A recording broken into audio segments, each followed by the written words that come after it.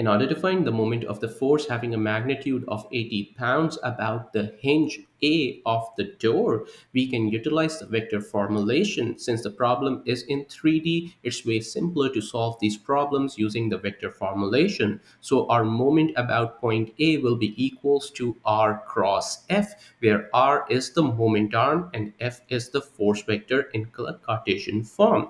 So let's convert this force having a magnitude of 80 pounds into the Cartesian vector form. Since the force is directed from point C to point D, we have to identify the unit vector of this direction. To do that, first let's go ahead and solve for the point coordinates of point C here. Now, the x component of point C is 0 as it is not moving along the x direction, whereas the y component is the sum of 3 plus 4 cos of 45, since our door is tilted at an angle of 45 and we can get the horizontal component of it by taking the cos function, whereas the vertical component along the z-axis can be calculated by taking the sine function.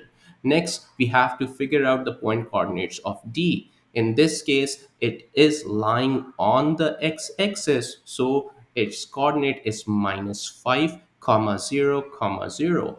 Once we have the point coordinates, let's go ahead and figure out our position vector CA, and then we will divide it with the magnitude of that vector to figure out our unit vector. So to start, let's solve for the position vector CD. To do that, we have to utilize our head minus tail. So we will going to subtract the coordinates of C from the coordinates of D. And to do that, we have to subtract the I component with the I component, J component with the J component, and K component with the K component.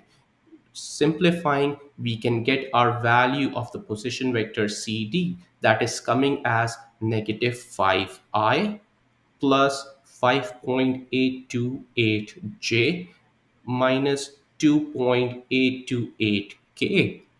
In this case, I, J, and K are representing the directions along our x, y, and z axis respectively.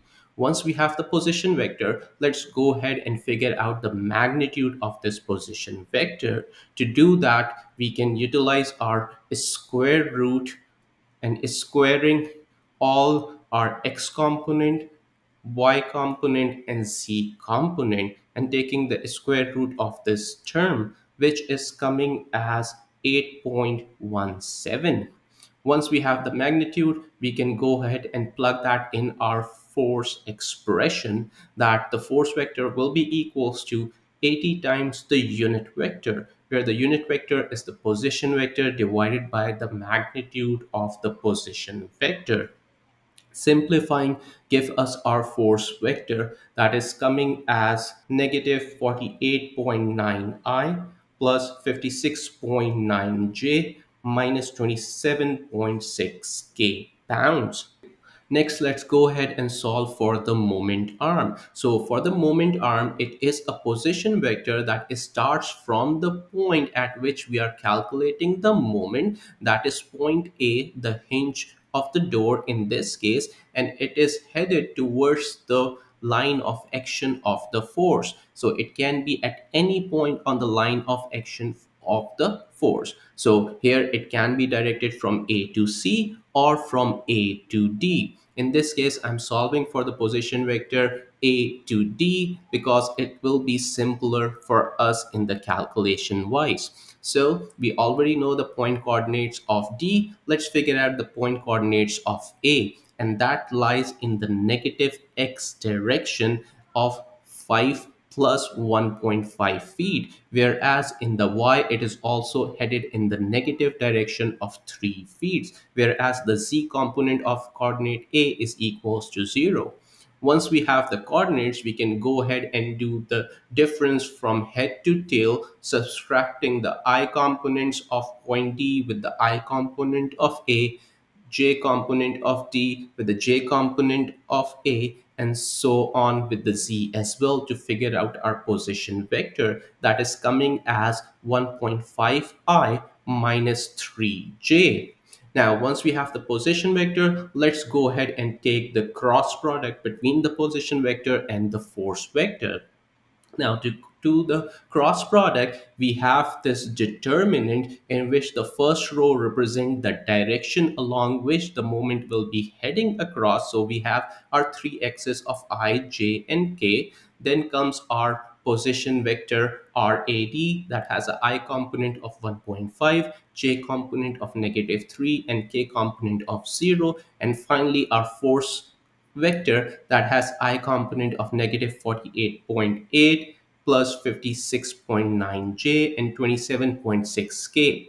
Once we have this determinant, let's go ahead and solve it. Now, to solve a determinant, since our first row and first column where I lies is kind of like hidden, and we multiply the remaining four components in the cross direction. So -3 is multiplied with -27.6, subtracting the 0 multiplied with 26.9. That will give us the I component. Similarly, for the j component, I have 1.5 being multiplied with -27.6 and 0 being multiplied with -48.8. Finally, the k component can be obtained by multiplying 1.5 with 56.9 and subtracting -3 times -48.8.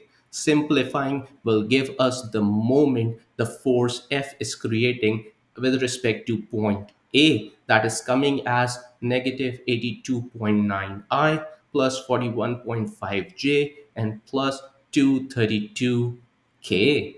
Pound fit.